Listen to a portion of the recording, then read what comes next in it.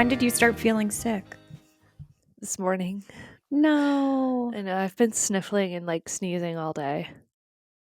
Not great, not great. Maybe I should take my wellness formula right now. Do it now. Like I love what it does and it works so well, but like I hate taking it. Well, it's funny because I've been taking it pretty much every morning for a while just because everyone Mhm. around me has been sick. And I took it this morning and like 10 minutes ago, I coughed up ginger again. A cloud. Ew. So drink a lot of water. 3, 4, 5, 6. It's done. Riveting content. Woo! I love to party. Wellness formula, Okay. echinacea, garlic Hey! ginger, immunity. Aromatic Solomon seal rhizome. That's one of the ingredients. Yes. That's a very strange ingredient. Horehound aerial parts extract. That's my middle name. Ariel Whorehound. I like it. I like that. That is really funny. Is this a joke? This feels like something you would find on The Onion. Whorehound aerial parts extract. All right. You never know. Dear God. Have I Elderberry told you fruit. how I'm very into the show Alone? Have I talked about this? No, tell me. So Jeff has like watched all of the seasons, but then he's been like rewatching them with me. But I think that Alone is on National Geographic, and basically there are these wilderness expert people that go out into these wilderness locations, and they can bring 10 items, Okay. and they try to survive out there as long as they can, and whoever survives the longest gets like $500,000. Hmm. I And think I've seen this. Sometimes yeah, they're like in frigid locations uh and huh, yeah. yeah, I've watched that. Okay. The last one that we watched was in Mongolia, which got really, really cold. Oh wow. But it's fascinating on a lot of levels. And one of the levels is that sometimes you'll get people that are really knowledgeable about like herbs and plants. And so Mm. they'll walk out and be like, this is yarrow root. You can use this for whatever. Oh, I've got a cut. I'm going to go try to find this to use, and Mm. foraging for plants and stuff. And I've always been interested in that, like in my past like health food life. I was really into that. Yeah. So that part of it is really cool. And I'm like, oh, I want to learn how to forage. I want to learn how to Yeah. forage. Like in San Yeah. Francisco, there was wild fennel growing everywhere, and there were all these Mm. blackberry bushes everywhere. And so those I feel confident in, like I can tell. But other things Yeah. I want to know how to forage. Yeah. But then the other big thing about that show is like seeing people's mindsets. Uh-huh. And so from the very beginning, they film themselves the entire time so you can see their process. And there are certain people that I'm like, they're not going to make it. Or this person is going to make it because they are having a good time. What's the telltale sign that somebody isn't going to make it? Well, it's funny because there was a like partner challenge recently, and I thought that these two people were not going to win because they were so Mm. miserable, but Mm. then they did win, and I was so surprised. And then I was reading on Reddit, someone said they survived because they enjoy being miserable. I was like, oh. Oh, So I think totally. that there has to be a level of enjoyment, Yeah. because the people that are out there and like get pissed at every single thing, or like Mm.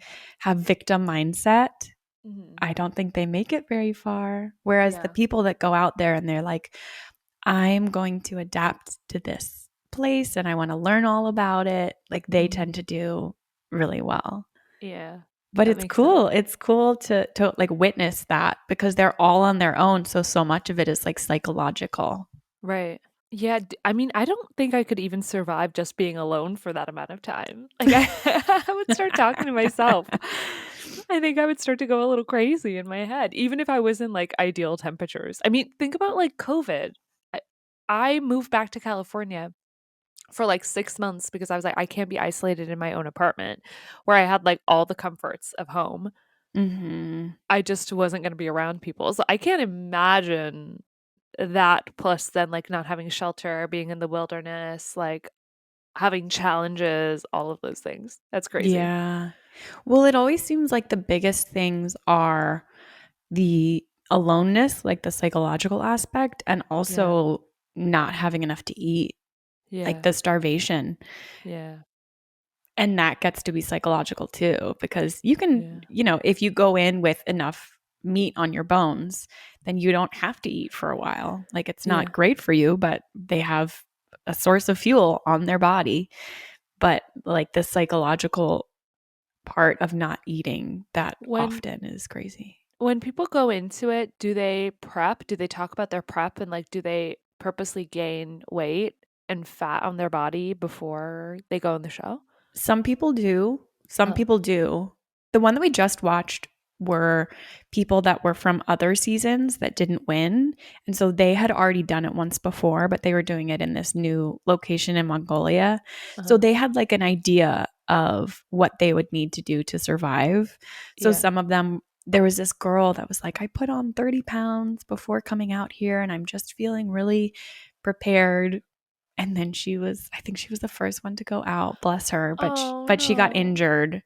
So it's Oh. always like she planned for everything, but there's always going to be there might be something you just can't plan for. And do people get eliminated? They definitely pull themselves out of the competition, right? Yeah, so they Yeah. can push a button on like a satellite radio and people will Uh-huh. come and take them out, but also they do regular health checks. So like the Mm. production team will come in and weigh them and like take their vital signs. I don't want to give too much away if people want to watch, but the craziest one was this guy that had saved up so much fish. He had so many fish saved up, but he was rationing them out because every time he's like, well, if I save this fish, then I can stay for this amount of time. Uh-huh. So he was saving them and they came to do a vitals check and he was like severely underweight. So they pulled him, even though he had so No. much food in his cabin. Oh no. That was a sad one. I That's felt really heartbreaking. bad. Yeah, well Yeah, he kind of did to himself. He should have had some more fish. I agree. Yeah. Bless him. Ouch. Okay. Oh, and he Yeah. had a cabin? Yeah, so they like make their shelters. They make Okay. shelters for themselves. That's right. I was like, I don't remember them like getting, oh, like this will be your cabin. No. Right? They have to make it for themselves. Yes, yes, yes, yes, yes. I mean, I'm into that show. This will be your cabin and you can just hang out here. Yeah, it's already there for you. Here are your sheets. Here's the Perfect. duvet. Just press Gorgeous. this button and the fireplace will turn on. Yeah, this is how you use the heating and this is how you use the AC. And here's cable. Go watch Alone. Speaking of being alone, With welcome to When We Like to Know Ariel, and Linda. the podcast where we get honest, deep, and curious about life's big conversations. Because we don't have to do it alone. We don't have to do it alone in the wilderness. We can do it from our homes. Together. Maybe you're listening from a car. Maybe you're listening on the train. Who knows? But maybe you're not alone. You're not alone when you're listening to this, okay? That's right. You're with us. You're with us. This week on the podcast, we are talking about career stuff. I share some things about this new business that I'm starting and entrepreneurship. And both of us really talk about big career shifts that are happening along with how that's feeling in our bodies. We talk a lot about contracting periods where maybe we're not doing a lot of things that we used to do. Maybe we don't have a lot of time for other things. Maybe we're contracting in terms of money and not spending as much in order to have these moments of expansion after we've put in that time. Yeah, Linda talks a little bit about her achievement stuff and how I can relate to that too, and really trying to find a balance between the achieving and the resting. That's right. So it's a really great conversation. We hope you enjoy it. But before we Mhm. dive into it, just a reminder that you can subscribe to this podcast on Apple Podcasts, on Spotify, anywhere you're listening right now, you can subscribe. And we're also on YouTube. So if you want to watch us have this conversation, there is a live, well, not so live, there's a video of it on YouTube. And if you're watching us on YouTube, hello. Hello, Hi.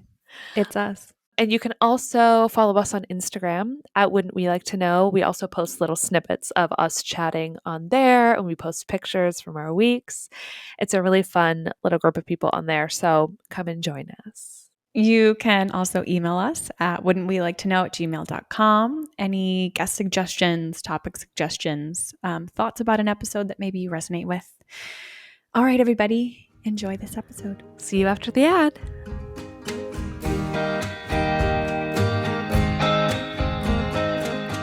So this week you had a kind of a big week. You texted me that you did a couple of like big things, big steps for your business that you're building. Tell me. Yes. Yes. Okay, my business will remain nameless until I do one big Until thing, and then I nameless until can share. named.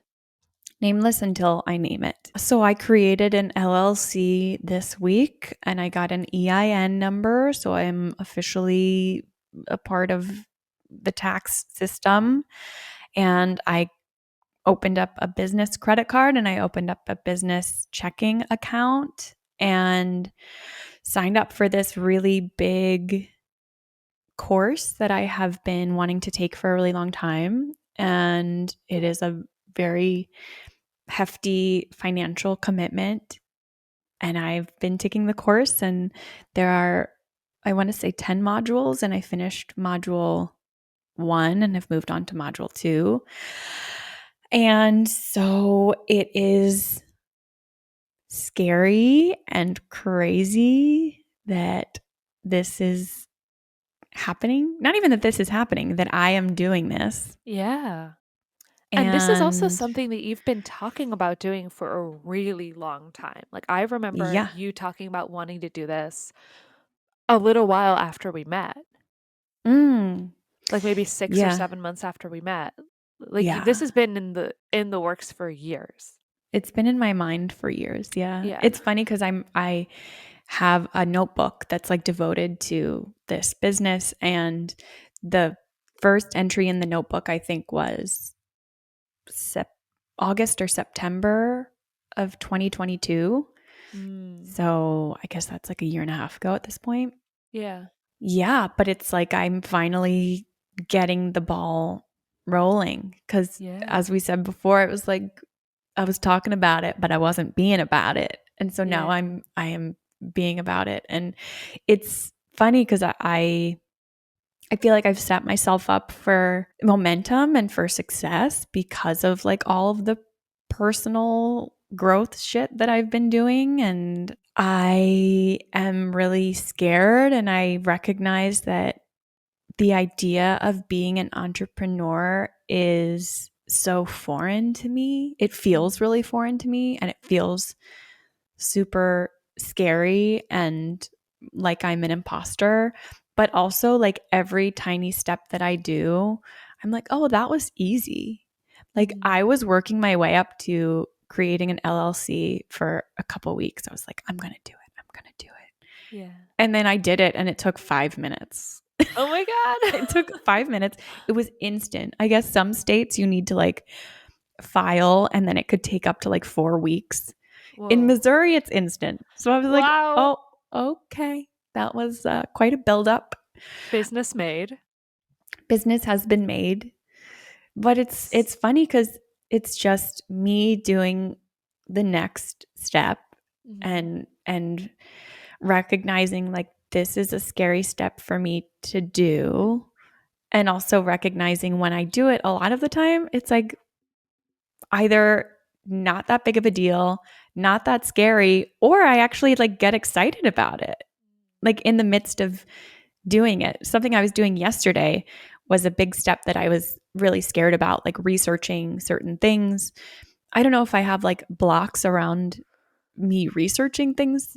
Maybe it feels so like nebulous. Just like research in general can feel like, well, what am I looking for? I'm casting a net into nothingness and hoping to find something. And so I think I prefer something that feels more clear cut and linear.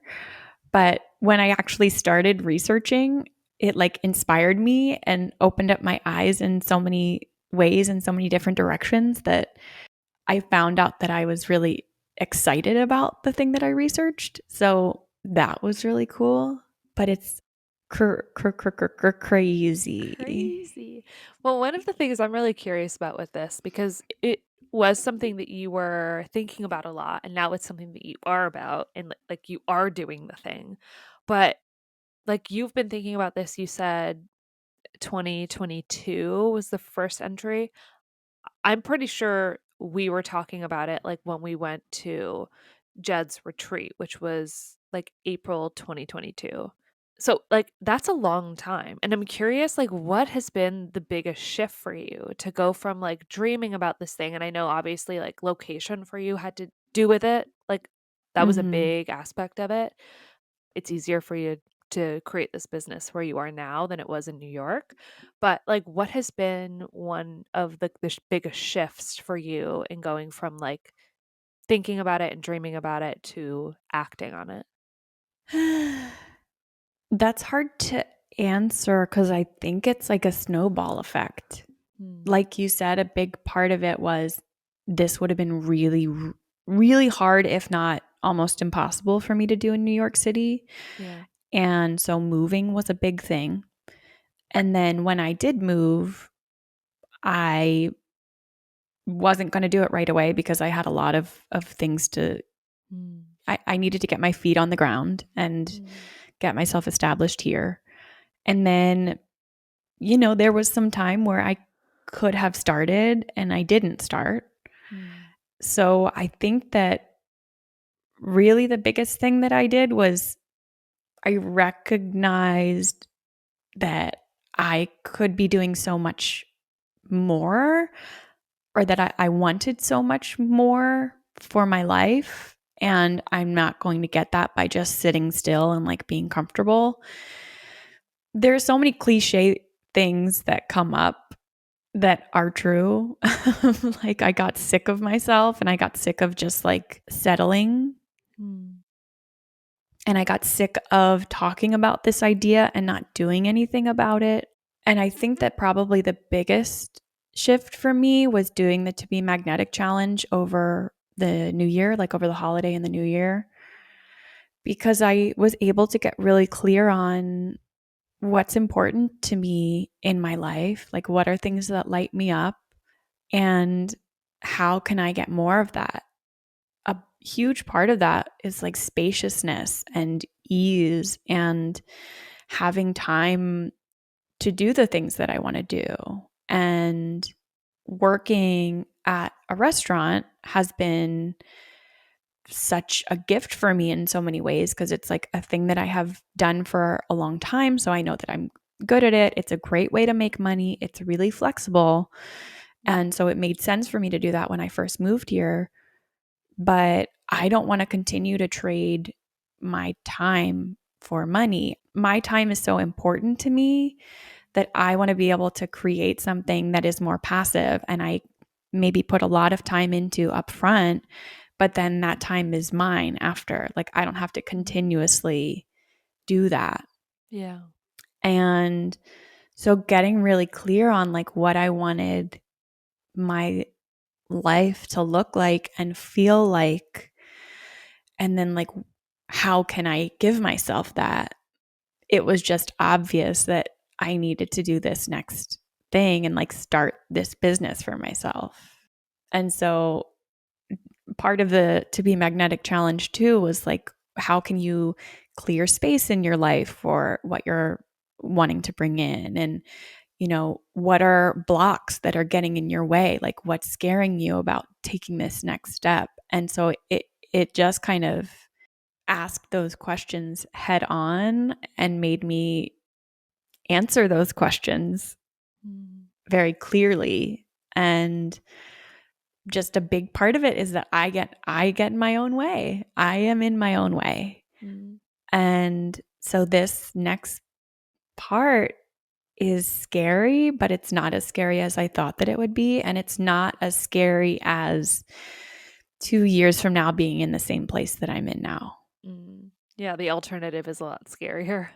The alternative is so much scarier. Oh, that's such a like a reframe too. Like that I feel like kind of whips my butt into shape when I think about that. Like, oh, I'm really scared to do all of these things, but if I don't do any of them, it's scarier to me that everything would be the exact same in 2 years or even in a year.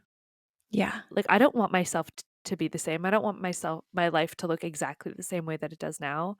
Like I have things that I want to change. I have things that I want to grow towards, and if I don't take action, that is also taking an action. Mhm. That's taking the action of inaction. Like you're still Mhm. making a choice, and that has a consequence. Yeah.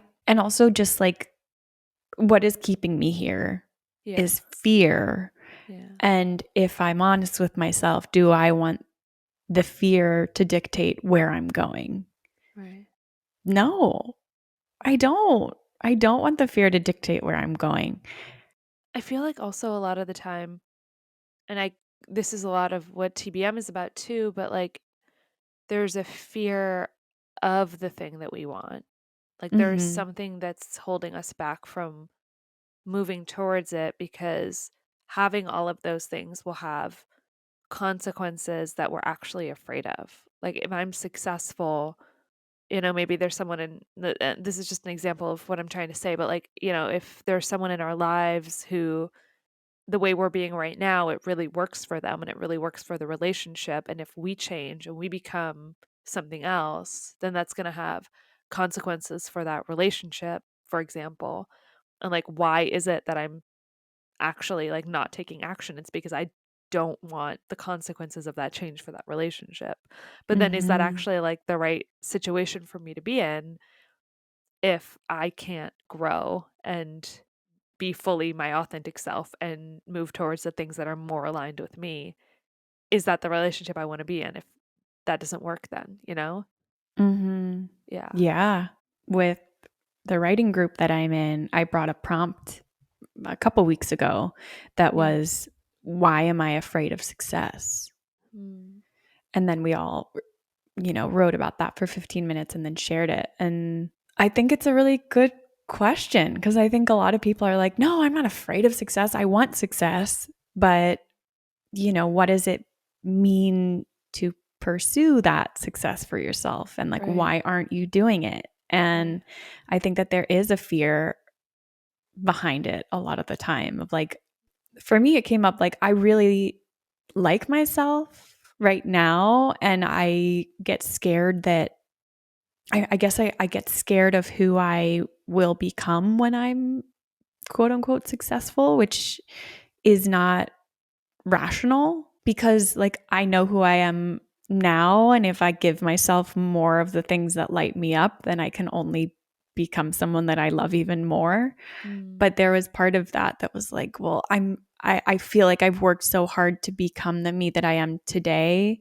that I'm scared to lose the me that I am today. But like that's not going to happen. I will only become more of who I'm meant to be and who I am Mm. if I give myself the things that I really want and need.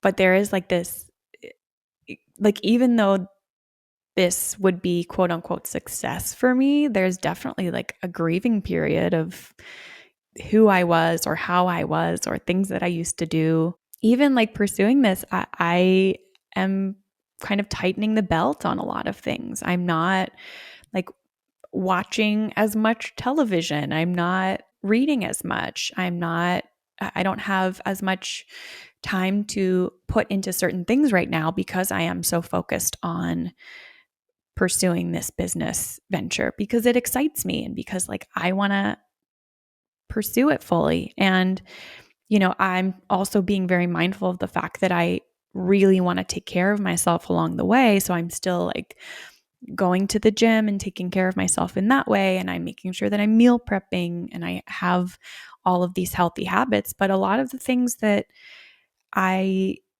let myself have when I wasn't pursuing this business, like loads and loads of open time to just lay around. Like I right now don't have that and that's okay, but that's also because like this is a moment of like contraction and then there will be a moment of expansion. And also like financially, I'm really cutting back on a lot because I'm going to need money to make this thing happen. Mm. And it all makes sense for me to do that. And it feels good for me to do that. Yeah. But it's also this grieving process of like, I'm not going to do that right now. Like, Mm. I'm not going to have as much space to just lay down. Like, maybe I'll give myself a couple days. It's not like I will never have that. But generally in my day to day, I'm really focused on doing this thing. Yeah. So it feels like a period of restriction, but also a period of expansion in order to like allow myself to get to this next phase where I can have that time again.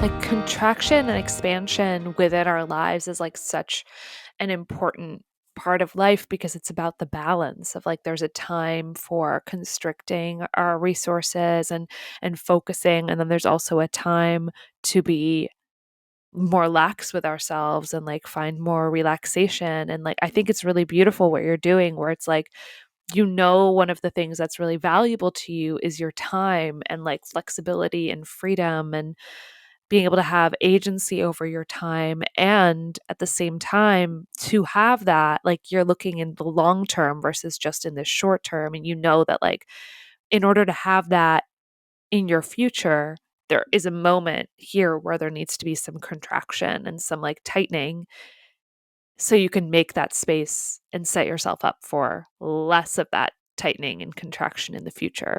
Looking long term instead of just right now. Like I was talking to somebody in my life yesterday, and they're going through a really, really, really busy time at work, but their work is in seasons. So like April, May, things will come to an end and there will be lots and lots and lots of space. But I think sometimes when you're in the moment, and I'm also feeling this right now with my Pilates certification, like I'm 130-ish hours in to my certification and I have about 35 hours left.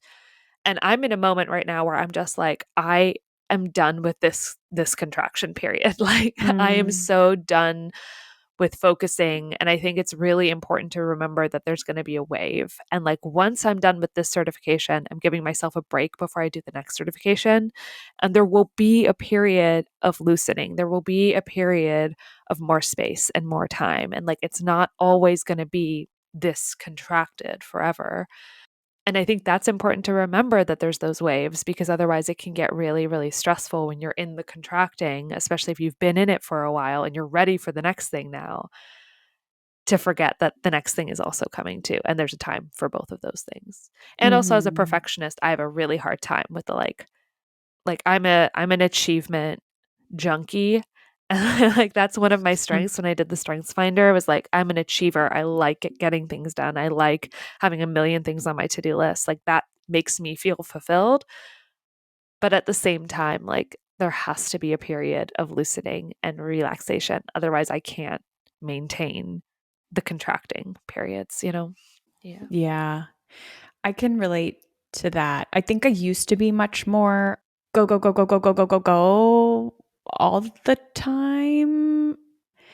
I mean, we talked about this, I would say, like back in October or November Mm. for me, when I was so focused on getting myself established here and getting a Yeah. job and getting a new house and then getting the house together and all of that stuff. Yeah. And then feeling so burnt out all of a sudden. Yeah. So with the like contraction period for me, like I'm recognizing that that's where I'm going and like that's okay right now. But I'm also trying to build in for myself times to slow down because I don't think I would not do that before. I would just be Mm. like, let's focus on this 1,000%. Yeah. And then I would be burnt out. Yeah. And I think with this go around, like I know myself well enough to know that I need to continue to build in those times to take care of myself, and maybe like the weekend or whatever, one day a week where I'm not doing anything. Mm.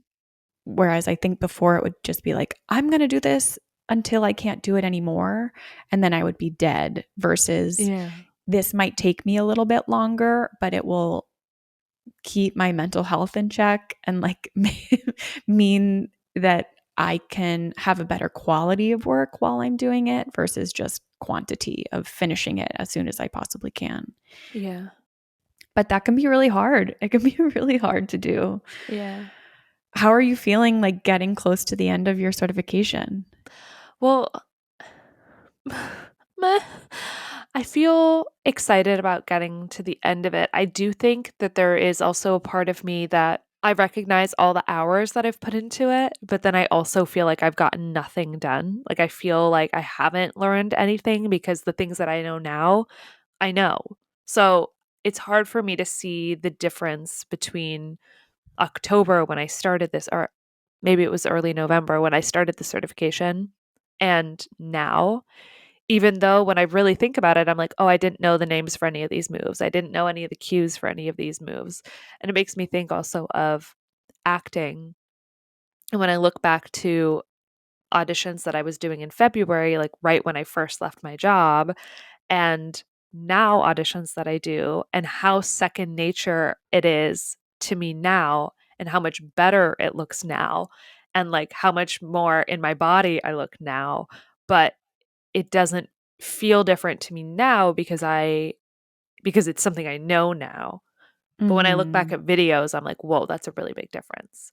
So I can Mhm. imagine it's the same with Pilates, where it's like, this is so much more second nature to me now than it was a few months ago. And I've actually made a ton of progress. But sometimes it's hard for me to see the progress that I've made without having something concrete to look at, like an acting video, to Mhm. be able to see the difference. So I think I feel a little I feel a little discouraged. I feel a little overwhelmed because it's like I don't have that concrete thing with this certification other than just knowing, like, oh, I really didn't know much about this at all back when I started. But I also know logically that I'm better at it now than I was a few months ago, you know. Mhm. So that part is exciting to me. Yeah. But I think I still have some, what's it called? Imposter syndrome with it too, where I'm like, oh, is this really something that I can do? Is anybody actually going to want to take classes from me? Is this actually helpful? But then I do classes, like practice classes for people in my life. And the next day they're like, it didn't feel that hard, but I'm super sore today. And so I know that I'm making a difference. I know that the cues that I'm giving them are actually really helpful and it's making a difference in their bodies and they're feeling like the strength and the work in their bodies. But when it comes to my mindset, I tend to think that I'm really lazy and I think I'm Mm. never doing enough. And that's not true. Like when I look at all the things that I get done, like that's just not true. And I have a lot of balls in the air right now. I'm doing a lot of different things and You are. I will always probably feel like I'm not doing enough, even when I'm so overwhelmed and I have 1,000 things to do. Like I'm always going to feel Mm. like I'm not doing enough. And sometimes actually having 1,000 things to do makes me really feel like I didn't do enough because why do I still have all these things I have to do? Mm. And it's the achiever part of me too. I feel so accomplished and I feel good about myself when I get things done. But that's not where my value lies. My value doesn't lie in checking things off of a list. I'm enough regardless of if I have a million things to do or if I have nothing to do.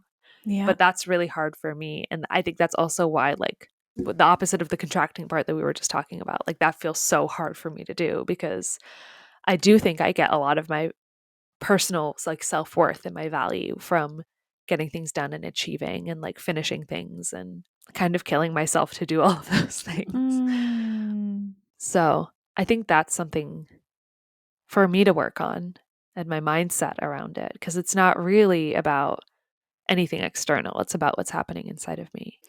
Have there been times in the expansion part where you like allow yourself to just be and do the things that you love and not have a to-do list where you feel accomplished?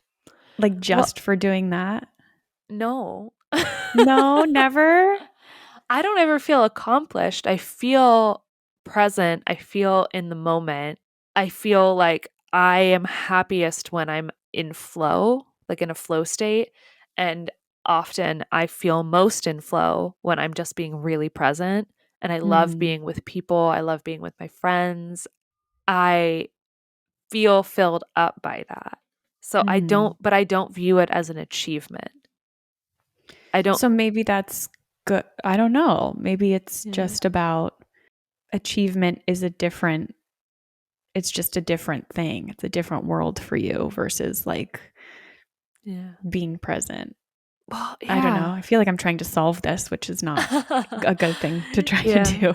Well, I think part of what's hard for me too is like after I have expansion moments, expansion meaning like not having any, like not achieving, Mhm.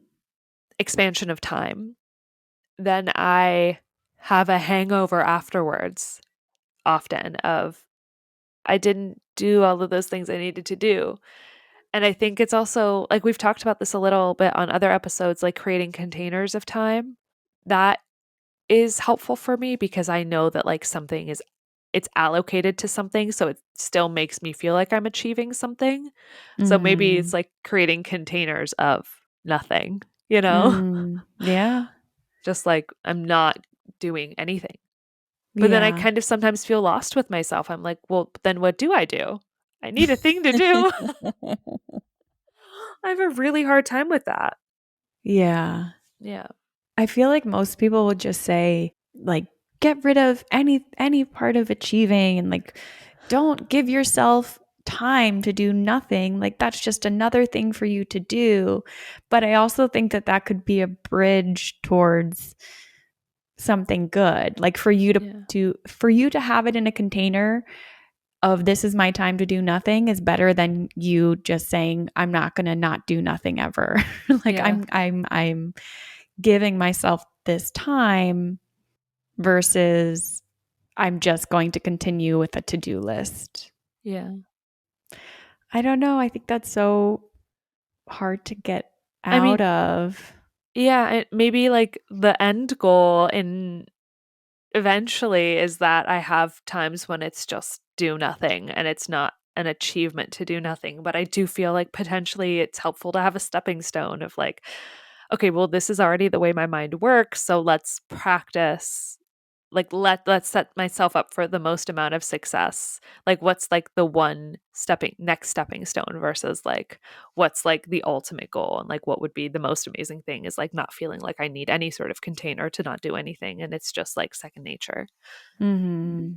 What do you think like this might be too big of a question, but what do you think like the ultimate big boss to-do list item would be that you check it off and then your to-dos are done? My one thing.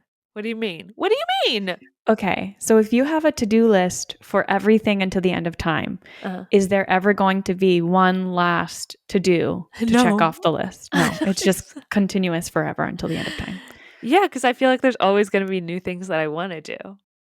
Like I don't So feel is it that there are things that you want to do or there are things that you feel like you need to do? there are things I feel like I need to do the things I want to do. Does that make sense?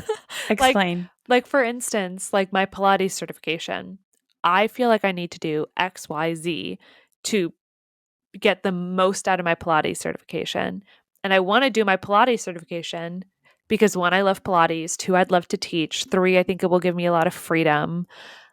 I would love to build my own business. I'd love to teach privates, like create my own schedule, have like abundant income through helping people like feel good in their bodies. Like that is like so amazing. But I'm sure that there's going to be a next iteration to what that looks like. Like right now, I'm just doing the mat Pilates certification because you have to do that before you do reformer, but I really want to do reformer. So like I feel like there's always going to be a next thing. And like once I finish the reformer one, I'm sure there's going to be a next level up or like a next iteration of that, of something that I want to achieve or pursue. But like I know about myself that I am like never done learning. I'm never done. I love school. I love courses. I love like learning things.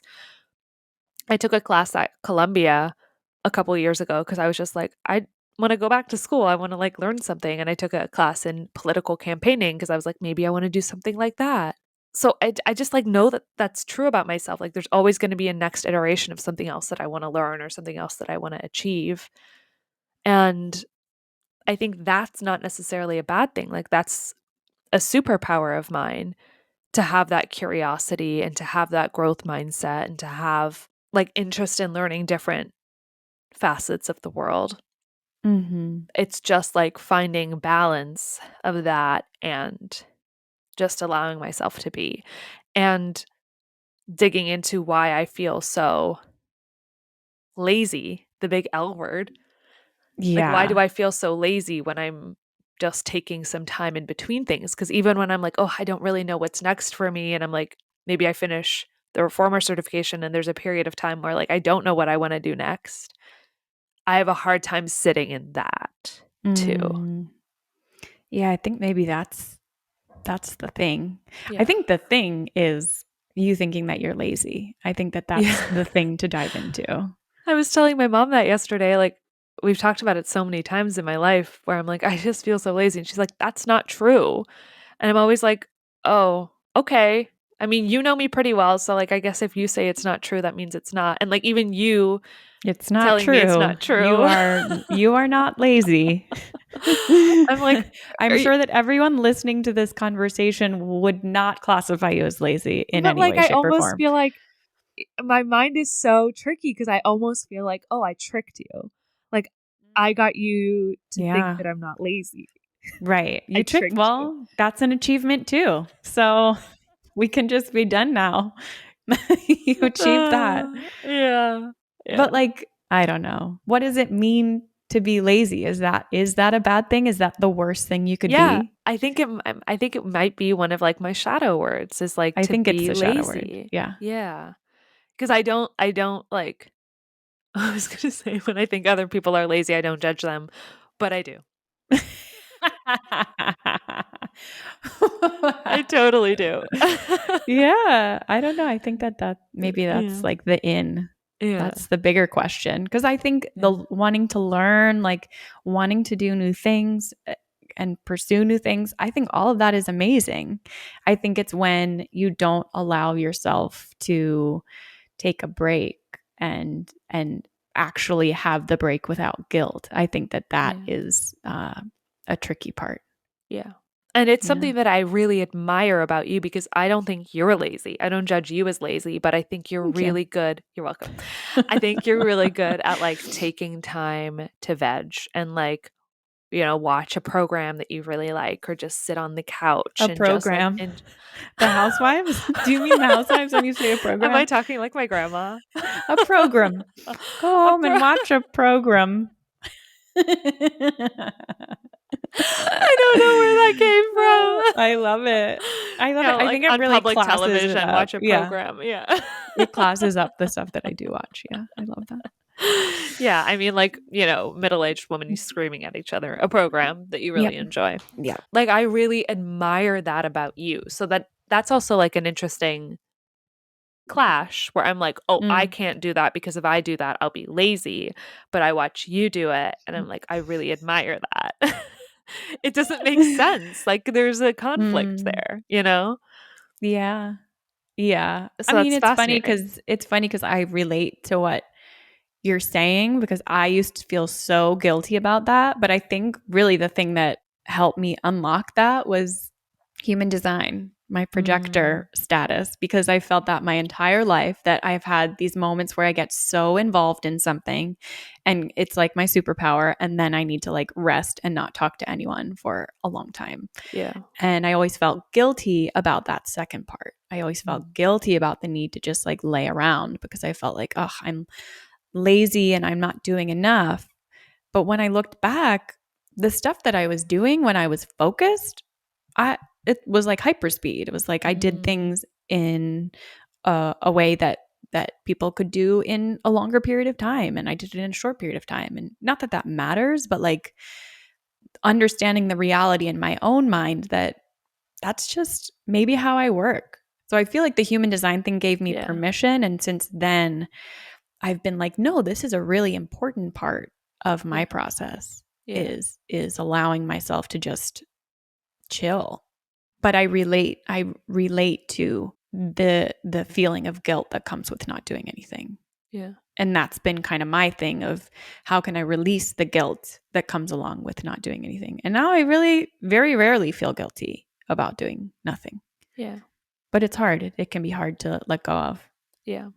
Something for me to look into, to work Yeah. on. Yeah. Well, let's all just go lay down.